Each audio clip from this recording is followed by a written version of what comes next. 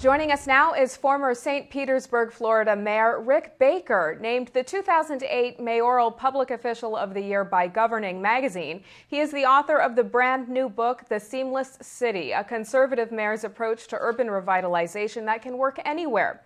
The book features a foreword by former Florida Governor Jeb Bush and an endorsement from former Massachusetts Governor and presidential candidate Mitt Romney. Welcome to NewsMax TV, Mr. Mayor. Kathleen, it's great to be with you. Well, congratulations on the book. I'm going to ask you about it in just a moment. But first, the U.S. Conference of Mayors was recently held in Baltimore, with employment and job creation being among the top concerns and challenges faced by the mayors.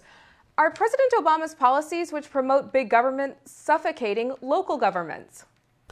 Well, I think that, when you're trying to grow business, when you're trying to grow jobs, you have to look at, well, what is it in the past that's caused us to be able to do that? I go back to the 1981 Economic Recovery Tax Act that President Reagan put into place, which reduced tax rates, which reduced ultimately regulation, which actually provided incentives for people to invest in equipment that would be used in manufacturing, put into place all the things to get the free market, the energy of the free market to take off and start to work.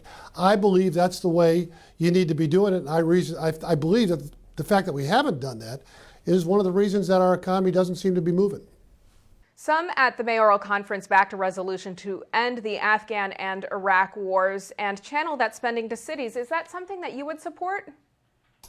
Well, I think they're unrelated questions. I think whether you're going to end the Afghanistan war and the Iraq conflict is related to the national security of the United States, and whether or not our generals on the ground, whether or not our political leadership feels that to continue to try to succeed, to create workable democracies in those two countries is consistent with the long-time national security of the United States of America. It's not easy to forget. It's very hard to forget. We should not forget September 11th, and we should not forget that there are still groups of people. There is an organization of terrorists around the world that want to do us harm, and whether or not we continue those conflicts should be tied to whether that is necessary in order to keep those terrorists at bay. Now, a number of cities across the nation are dealing with the issue of pensions and unions. There are some who say that public employee unions should not have unlimited collective bargaining rights since they pit one group of citizens against another, unions against taxpayers. Do you agree with that position? Well, there's a lot of fine lines and definitions of what rights they should have. The right to unionize is part of America. But I think also the right not to be part of a union should be part of the freedom of America as well. And I think that unions are important. They're representing the interests of the employees that work for cities. We have to work with them, try to deal with them. But also the cities do not have unlimited funds. We have to have constraints, especially on some of the long-term pension and medical benefits associated with that. It's not unreasonable to ask folks to contribute towards their own pension, as we do here in St. Petersburg.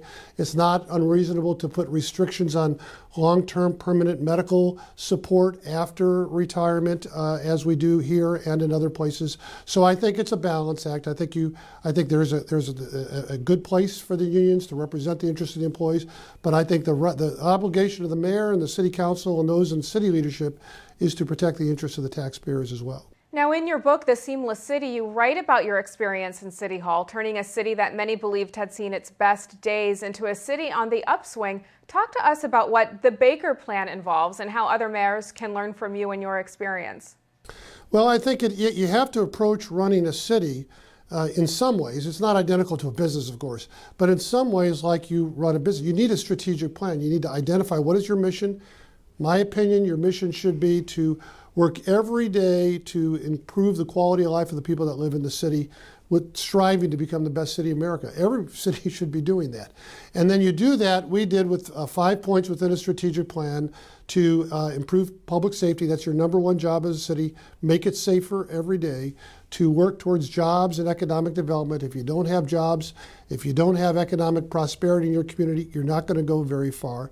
To continue to work to improve the neighborhoods and the quality of life of the people that live in the neighborhoods within the city. To support and promote your public schools. A lot of cities don't see that as part of their job. I do see it as part of every city's job, because if your schools aren't great, You're going to have problems getting people to come to your neighborhoods and bring their businesses there. And then to make government efficient, to reduce tax rates as we did, to try to constrain and reduce the size of government while at the same time working to improve the services that you're providing for people. Those were the 5 points of our plan. Within each of those 5 points, we had very defined ways of going about it and measuring them. Measurement's a big part of it too.